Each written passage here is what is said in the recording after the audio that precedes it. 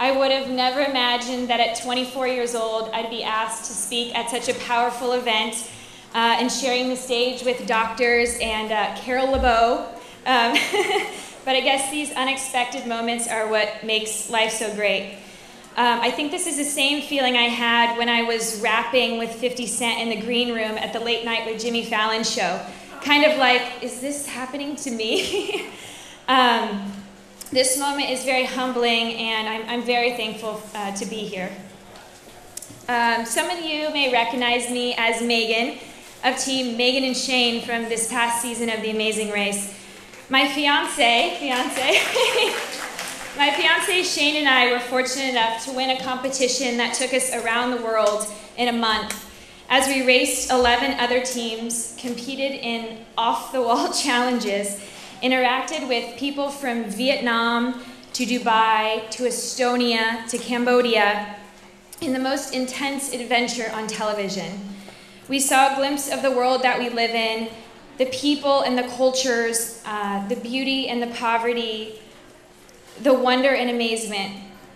This life-changing opportunity gave us the chance to travel to places we would have never gone, confront obstacles that we would typically avoid, deposit a $1 million check into a rather airy bank account, and fill our garage with incredible prizes. But most importantly, it validated the fact that dreams come true. I was asked to speak to you tonight on the power of positive thinking. Now, I'm sure you really want me to tell you how you can win $1 million, and I will try my absolute best. But I plan to talk about how positive thinking has molded me in an effort to remind you that you can turn your dreams into reality and live the happy, healthy life that all of us deserve. To be honest, I was a little nervous about the thought of standing up here in front of so many people. My mom told me, Megan, relax. You're on national television in front of 12 million people every Sunday for 4 months, and sometimes you were in your underwear. And I told her yes, but I didn't have to stand and look at everyone. But through my experiences, I have realized that the easiest way to get through life's challenges are by being positive. So this past week, I've been telling myself that my speech will be the most incredible speech in the world, and everyone will think I did wonderfully. You can check my Facebook status today if you don't believe me. So no pressure, right? So after learning that I'd be giving a speech on the power of positive thinking, I decided to take a trip to good old Barnes & Noble in hopes of finding some inspiring book that can help guide me. I found the book, The Power of Positive Thinking, written by Norman Vincent Peale in 1952. You know, I didn't gain much from it, and don't worry, I won't be reciting any of his passages tonight, but I did learn that he was a pioneer in the self-help revolution, a trend that we as consumers have spent billions of dollars on in the past few decades. Even today, everyone is looking for that right method, whether it's to lose weight or to make money or to find true love. And I'm not a doctor, and I'm not a scientist or an author, but I can tell you that it's simple.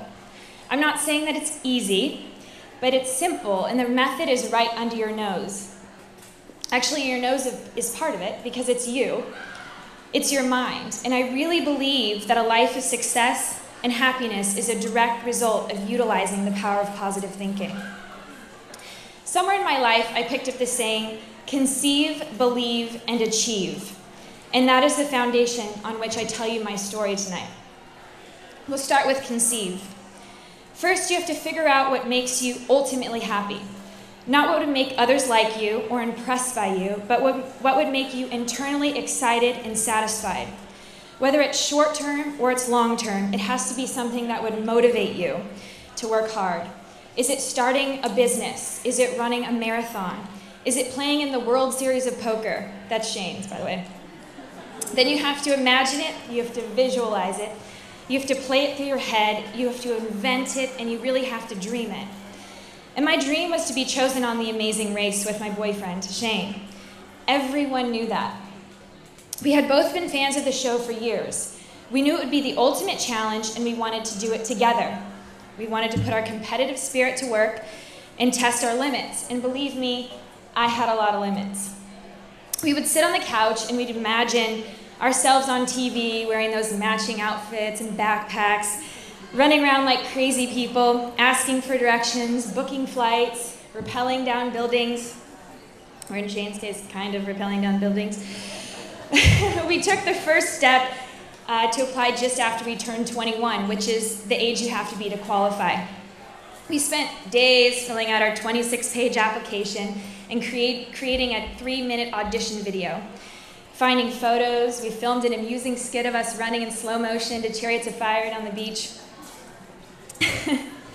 Editing footage of us playing soccer and incorporating clips of us talking about why we'd be the perfect team for the race. We packaged it up and we sent it off to CBS, waiting and hoping to hear from the casting department.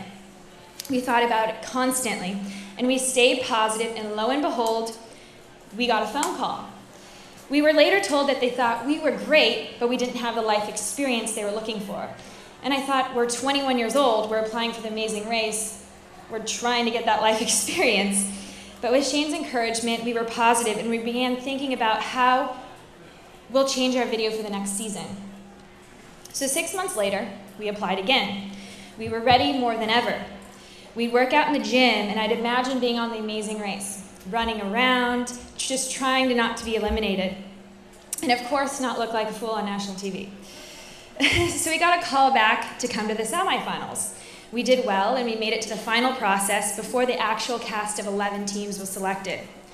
After 8 long days of being sequestered in a hotel in LA, which was 24 meals in the hotel buffet, by the way, hours of intense interviews with Jerry Bruckheimer and the host Phil Kogan, thousands of psychological multiple choice questions, a handful of workouts in the gym, 2 hours with psychologists, a number of practice challenges.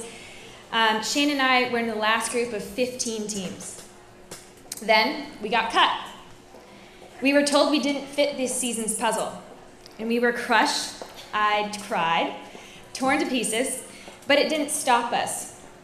We felt accomplished in how far we had made it, and we knew it was only over if we made the decision it was over, because we still had a shot in the future.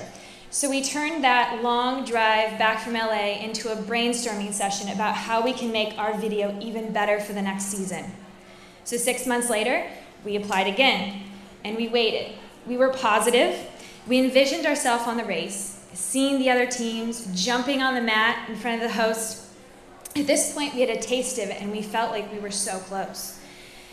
Then I was at work one morning, and I got a phone call from the casting director, and within the next 2 hours, we were up in LA, and we were cast for season 15 of our favorite show, and we really had felt that we achieved our dreams. Now you have to believe. For me, I'm a sarcastic person, and I definitely can be negative. Being positive doesn't always come natural to me, but no one can avoid all negative feelings, and it's really not realistic to think that you can. But I have learned that positivity breeds success, and you have to train yourself to be confident and optimistic. To be a positive thinker, you have to believe in yourself. In my case, I didn't get cast on The Amazing Race because I was walking down the street and someone said, "Hey, we want you to be on this show."